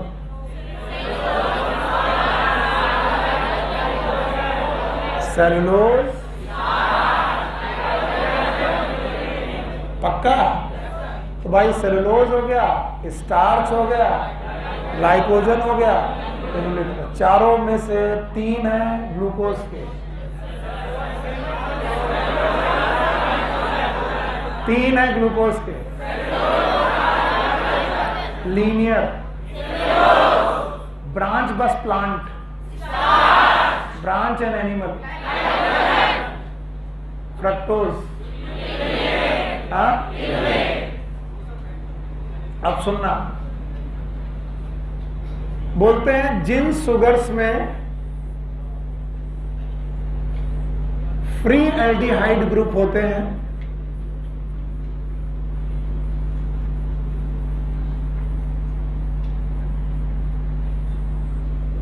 या फ्री कीटोन ग्रुप्स होते हैं।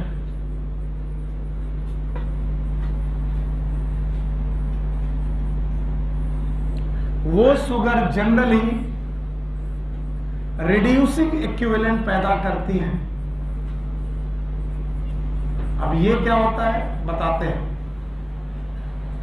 ये शुगर बेनेडिक्ट सॉल्यूशन या फेलिंग सॉल्यूशन को रिड्यूस कर देती है। अब बेनेडिक्ट सॉल्यूशन तो सुना ही होगा और फेलिंग सॉल्यूशन को तो सुना ही होगा। बेनेडिक्ट सॉल्यूशन और फेलिंग सॉल्यूशन के साथ रिएक्शन कर देती है।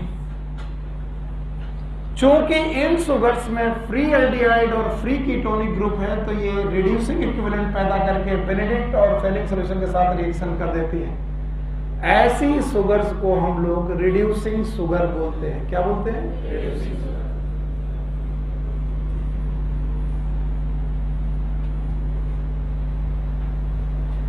क्या बोलते हैं? Reducing sugar.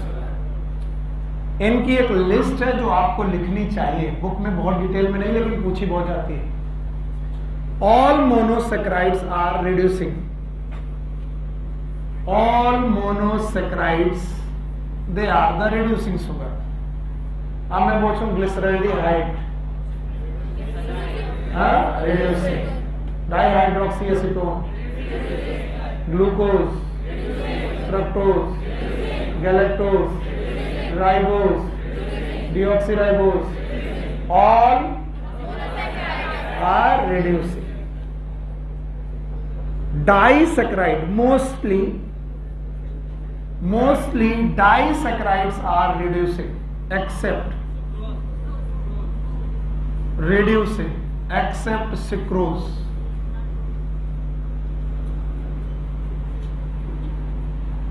sucrose.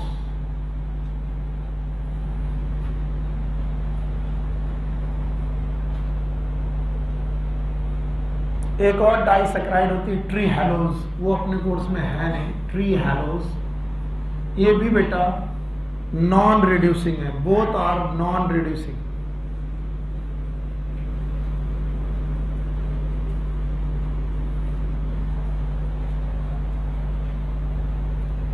And the third point, मैं डरते हुए लिख रहा हूं, बहुत डरते हुए लिख रहा हूं, पर क्योंकि इसकी केमिस्ट्री मुझे बहुत अच्छी तरीके से आती नहीं है तो अपने केमिस्ट्री टीचर से पूछना, बुक में एनसीईआरटी में नहीं है। All polysaccharides are non reducing. All polysaccharides are non reducing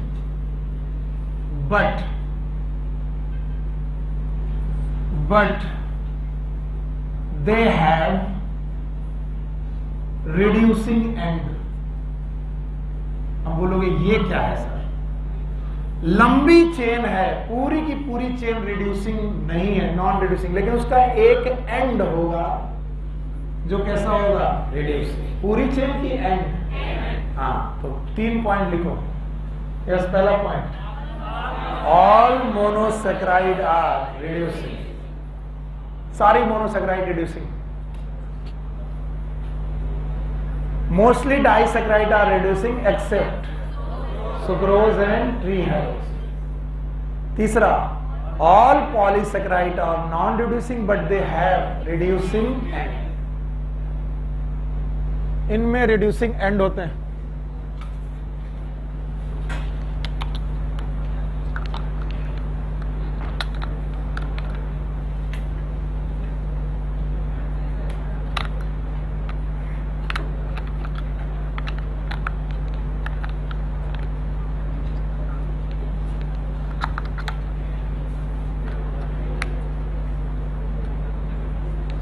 okay, शांत होकर सुनिए। तो बोलते हैं जब हम पॉलीसेक्राइड का स्ट्रक्चर देखने जाते हैं तो ये बड़ा इंपॉर्टेंट हो जाता है हमारे लिए। अब हमारे लिए पॉलीसेक्राइड का स्ट्रक्चर बड़ा इंपॉर्टेंट हो जाता है। हटाएं? हाँ।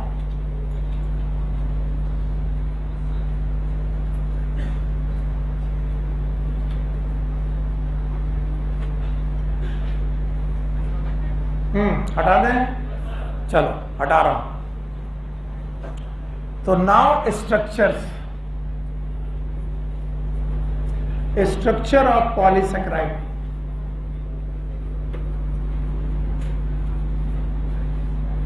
जब भी आप पॉलीसेकेराइड के स्ट्रक्चर देखने जाएंगे, let's suppose it is glycogen, क्योंकि आपकी बुक में ग्लाइकोजन ही दिया है, तो बोलते हैं ग्लाइकोजन के जो बेटा स्ट्रक्चर होते हैं, नो डाउट इनमें बहुत सारी ब्रांचेस होती हैं, बहुत सारी ब्रांचेस होती हैं। आप अलग अलग पोजीशन पे अलग अलग बॉन्ड बोल सकते हो। जैसे मेरे बच्चे यहां पर, यहां पर, यहां पर, यहां पर, यहां पर, यहां पर, यहां पर, यहां पर, पूरी चेन में 1-4 याद रहेगा। बट जब इस पूरी चेन के तुम दो एंड देखोगे, ये वाला और ये वाला,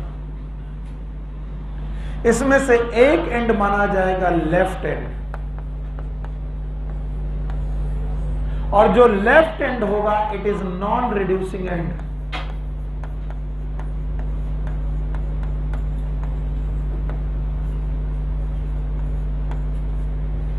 और दूसरा एंड माना जाएगा राइट एंड।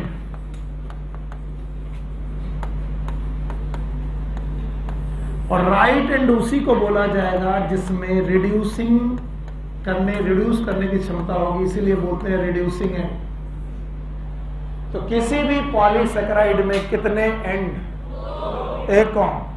लेफ्ट एंड, और एक कौन सा लेफ्ट? Non reducing. कौन सा राइट?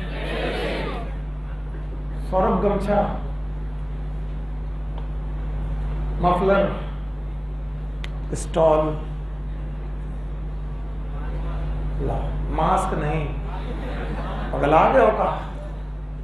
जैसे मैं अगर इस चेन को बोलूं कि ये पॉलीसेकेराइड है, प्लीज हंसिए मत और ध्यान सुनिए, ये पॉलीसेकेराइड है, और मैं बोल दूं कि ये है राइट एंड, कैसा? और ये वाला, तो मैं क्यों बोल रहा हूं इसे राइट? क्योंकि मैंने इसे राइट में पकड़ा है। अभी ये राइट था क्योंकि ये कैसा है? रिड्यूस से। अभी फिर से ये क्या है? राइट। अब तो सर आपने लेफ्ट में पकड़ लिया, तो क्या हुआ? मैं लेफ्ट में पकड़ूं, राइट में पकड़ूं, सीधा पकड़ो, अब बताओ कौन लेफ्ट कौन राइट? सर इसमें कोई लेफ्ट नहीं, एक ऊपर वाला एक नीचे वाला, लेकिन फिर भी इसे ऊपर वाला और नीचे वाला नहीं कहेंगे। जिस एंड का नाम रिड्यूस है, बोलो कैसा हुआ? वो कौन सा एंड? Reduce, right. और जो वाला दैट इज, मैंने सर राइट में पकड़ो तो राइट, लेफ्ट में पकड़ो तो लेफ्ट, नहीं, ऐसा नहीं। जो भी एंड, जिस एंड में भी एल्डिहाइड ग्रुप फ्री होगा, जिस एंड में भी, वो कौन सा? रिड्यूस है। और जिसमें नहीं फ्री होगा, पक्का? तो बताओ एक एंड और दूसरा, थैंक यू वेरी मच। तो बताओ मैं इस पूरी चेन को उल्टा लिख दूं और फिर बोल दूं यहां रिड्यूसिंग है, तो अब इधर ये वाला राइट, वो वाला याद रहेगा। इनके प्राइमरी स्ट्रक्चर हमेशा रिड्यूसिंग और नॉन रिड्यूसिंग स्ट्रक्चर से पहचाने जाते हैं, लेकिन पॉलीसेकेराइड दे में हैव सेकेंडरी स्ट्रक्चर आल्सो, और सेकेंडरी स्ट्रक्चर में भी हेलिकल। कैसे हो सकते हैं? सुनो मत फिर मरना। यही जो लंबी लंबी चेन थी मैं इसे हेलिकल करने लगा, इसी चेन को हेलिकल करने लगा। अभी भी ये वाला एंड कौन सा? अभी भी ये वाला एंड, बोलो कैसा? पर अब ये सीधा है कि हेलिकल? तो बोलते हैं स्टार्च प्राइमरी स्ट्रक्चर में नहीं मिलते, किसमें मिलते हैं? सेकेंडरी। और स्टार्च सेकेंडरी स्ट्रक्चर बनाते वक्त हेलिक्स बनाते हैं। क्या बनाते हैं? हेलिक्स। क्या उल्टा पड़ा है? हेलिक्स तो डीएनए में होता है, ये टीचर ही खराब है। प्राइमरी स्ट्रक्चर में एक एंड लेफ्ट और एक, वो लेफ्ट और राइट एंड रहेंगे। लो बेटा फिर से स्टॉप दो। वो लेफ्ट और राइट एंड अभी भी हैं, अभी भी लेफ्ट एंड राइट एंड है। Now they become helical. अगर हेलिकल हो गए तो अभी भी ये लेफ्ट, अभी भी ये, बट अब सीधे हैं कि हेलिकल? तो बताओ ये स्ट्रक्चर प्राइमरी माना जाए कि सेकेंडरी? सेकेंडरी। और जब ये सीधा था तो जितने भी सीधे स्ट्रक्चर होते हैं प्राइमरी, और जब प्राइमरी स्ट्रक्चर में क्या पड़ जाए 4, तो बताओ क्या हो गए सेकेंडरी। तो बोलते हैं starch they are present in secondary structure, किस फॉर्म में, और इसीलिए सेकेंडरी स्ट्रक्चर इनका कैसा होता है हेलिकल। और बोलते हैं इसीलिए इस सेकेंडरी हेलिकल स्ट्रक्चर में अगर आप आयोडीन डालो, क्या डालो, आयोडीन ट्रैप हो जाती है, और अगर आयोडीन ट्रैप हो गई तो ब्लू कलर आता है, कैसा कलर। तो बताइए स्टार्च, ग्लाइकोजन हटा दो, अब यहाँ स्टार्च लिख सकते हैं, स्टार्च में अगर मैं क्या डाल दूं आयोडीन, तो वो किस कलर का होगा। लेकिन सेलुलोज चूंकि लीनियर पॉलीमर है, सेलुलोज, और बताओ लीनियर पॉली होने मरों के साथ उनमें हेलिक्स, तो बताओ आयोडीन डालने पर आयोडीन से रिएक्शन, तो जहां सेलुलोज होगा वहां पर आयोडीन से ब्लू कलर, और जहां पर स्टार्च होगा वहां पर आयोडीन से ब्लू कलर। याद करो 11th और 12th की लैब्स, जब तुम आलू काटने के बाद आयोडीन सोल्यूशन डालते थे तो आलू में क्या था स्टार्च, वो कैसा होता था ब्लू, नहीं आया। तो ये बात आपकी बुक में लिखा है कि प्राइमरी स्ट्रक्चर के, ये कब हुआ, तुम लैब गए नहीं, प्याज कटवाई थी,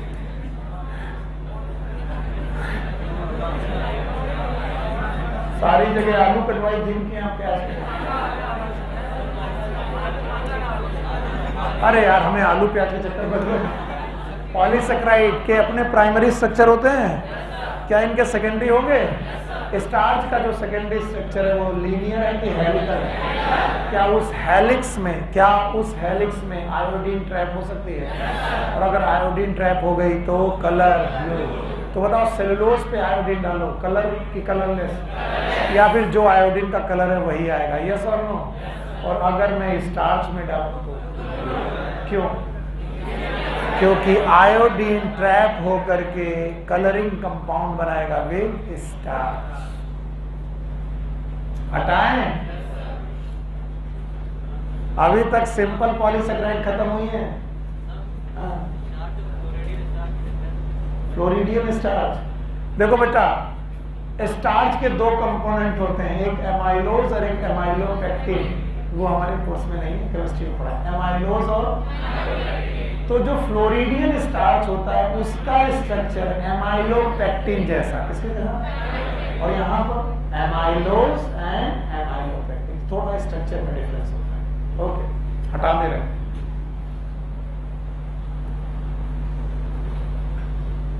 उतना तो मैं पढ़ाऊंगा भी नहीं, हमको तो बायोलॉजी से मतलब है, केमिस्ट्री वाले केमिस्ट्री वाला जाने।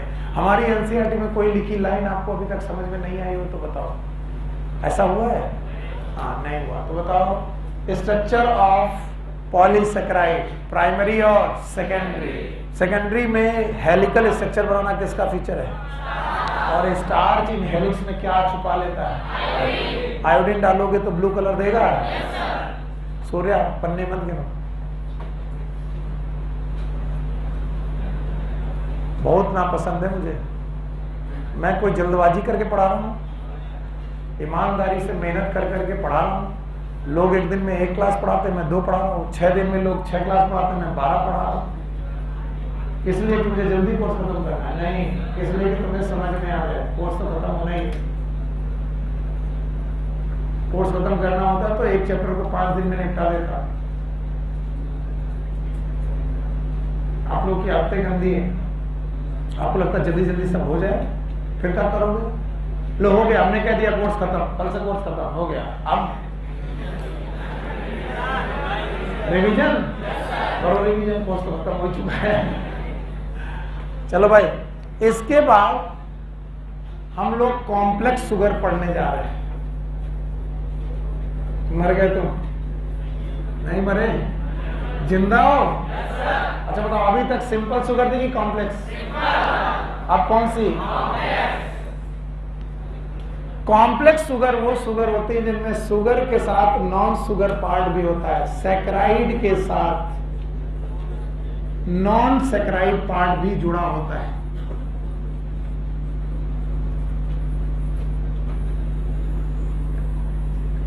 इन्हें बोलते हैं कॉम्प्लेक्स शुगर। जैसे ग्लूकोज के साथ आप एमीन जोड़ दो, नाम हो गया ग्लूकोसामीन। अगर आपकी बात कोई पूछे ग्लूकोसामीन कैसी शुगर है, क्या मतलब है? अगर आप गैलेक्टोज के साथ अमीन जोड़ दो, नाम बता पाना, it is known as गैलेक्टोसामीन।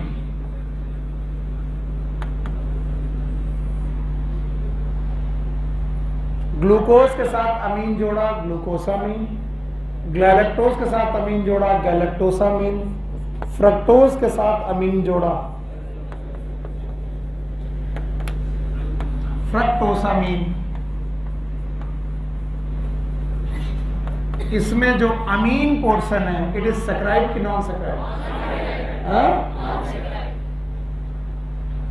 These are the simple sugar और कॉम्प्लेक्स। अब सुनो, एनी ग्लूकोसामीन, गैलेक्टोसामीन और फ्रक्टोसामीन में आप एसेटाइल ग्रुप जोड़ने लगो, एसेटाइल ग्रुप CH3COH। अब इनके नाम बदल जाएंगे, इस ऊपर वाले का नाम एन एसेटाइल ग्लूकोसामीन। नाम सुनो सुनो लग रहा है, क्या बोलते हैं? NAG, NAG, NAG. What is NAG? N acetyl glucosamine. अब इसका नाम एन एसेटिल गैलेक्टोसामीन। बोलो क्या नाम? N acetyl गैलेक्टोसामीन।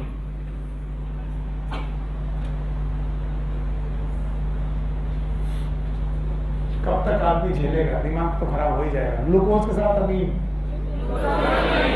फ्रक्टोज के साथ, गैलेक्टोज के साथ एसेटाइल भी जोड़ दो, N acetyl glucosamine, N acetyl fructosamine, N acetyl galactosamine. अब ध्यान सुनो, दिमाग फट गया लेकिन फिर भी सुनो। बताओ, एन एसेटाइल ग्लूकोसामीन मोनोमर की पॉलीमर? पॉलीमर। हम टीचर ही खराब है, पता है क्यों? क्योंकि हम क्वेश्चन तुमको कंफ्यूजिंग वाला पूछ ही रहे। ध्यान सुनो,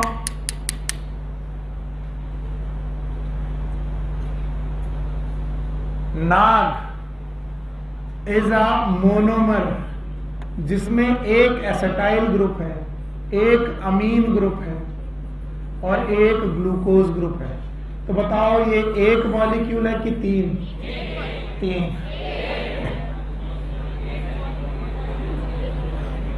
एक मोती था, उस पे हमने चमकदार एक लटकन इधर लगा दी और एक चमकदार लटकन इधर लगा दी। मोती कितने हो गए? तीन। फिर एक मोती लिया, यहां एक चमकदार लटकन लगा दी और यहां पर एक चमकदार लटकन लगा दी। मोती एक की तीन। लेकिन ये मोती एक चीज से कि तीन चीज से? ये है एसेटाइल, ये है ग्लूकोज, ये है अमीन। एसेटाइल ग्लूकोज अमीन, एसेटाइल ग्लूकोज अमीन। बताओ, मोनोमर की पॉलीमर? पॉलीमर। मोनोमर की पॉलीमर? तो नाग इज, पर नाग इज मोनोमर, पर कैसा मोनोमर?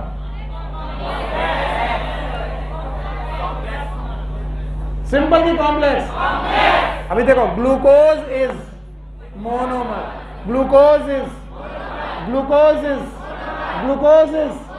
सिंपल की कॉम्प्लेक्स आपस में जुड़ गया। पॉलीमर क्या? May be cellulose, may be starch, may be glycogen. नहीं आया।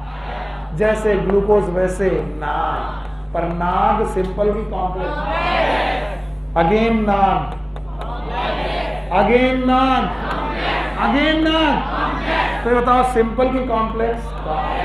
कॉम्प्लेक्स है, कॉम्प्लेक्स है, पर मोनोमर है कि पॉलीमर?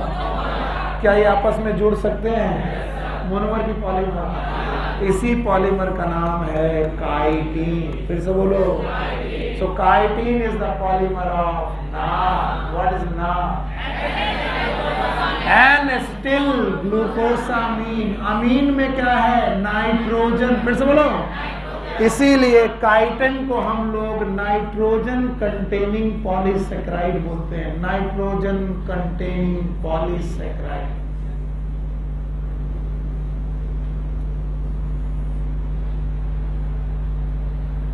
अब एक आखिरी क्वेश्चन, काइटिन इज होमोपॉलीमर की हेट्रो?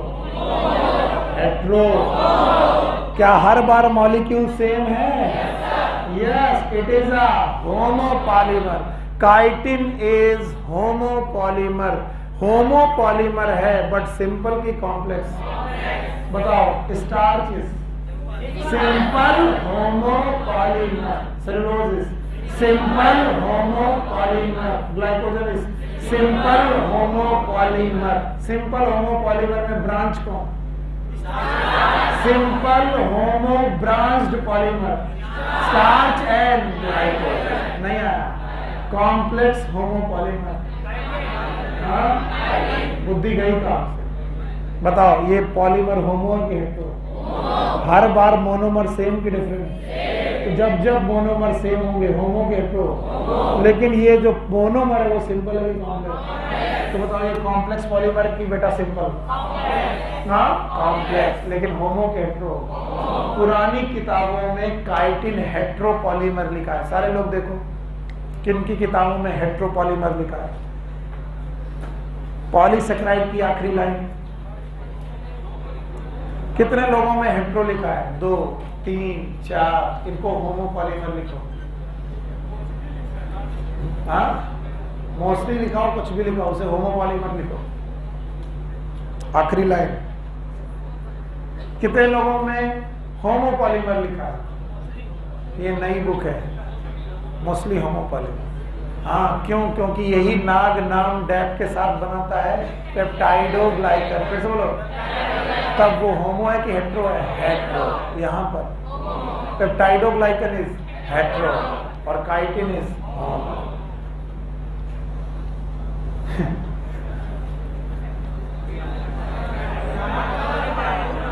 तुम्हारी हिम्मत नहीं बेटा। एक बच्चा उठ के भाग गया, कहता बहुत हो गया, ग्लूकोसामिन कर्कोसामिन। शाम को क्लास है किसकी? वो तो है ही है, इसलिए जाना चाहते हैं। तो भाई हमने प्रोटीन पढ़ लिया, पॉलीसेक्राइड पढ़ लिया। अब मुझे मालूम है कि तुम संभाल नहीं पाओगे डीएनए आरएनए को, इसलिए तुम जाओ जाओ जाओ जाओ। 1:30 बजे तक पढ़ना था, 2 घंटे हो गए। 2 घंटे नहीं हुए? 2 बजे तक बेटा झेल नहीं पाएंगे लोग, गाली देंगे। 2 लोग उठ जाते, मेरा दिमाग बैठ खराब हो जाता। फिजिक्स वाले 4 घंटे पढ़ाते हैं, तब वहां पढ़ लेते हैं। एक सीधे आदमी को सता रहे हो तो सता लो बेटा, सता लो। जान दो बेटा, डीएनए आरएनए बहुत इंपॉर्टेंट है। अगर ये नहीं आया तो हमारा लॉस हो जाएगा। डीएनए आरएनए बहुत बहुत इंपॉर्टेंट, ठीक है? मेरा लॉस हो जाएगा।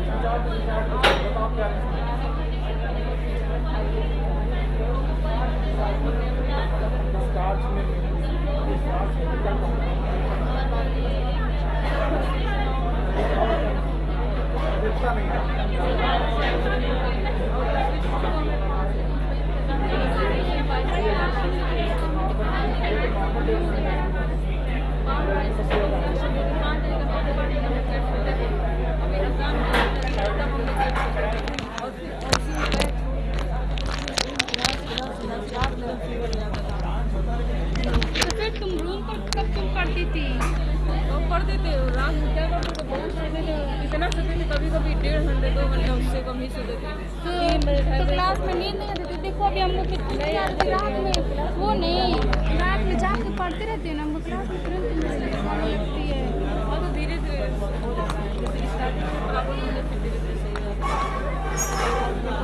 शुरुआत से क्लास सुबह 7 बजे जब 6 बजे चलती थी तो बाप रे आधे बच्चे सब सोते थे। सरकारी तो सरकारी तरह जाए लेके आओ इसी में।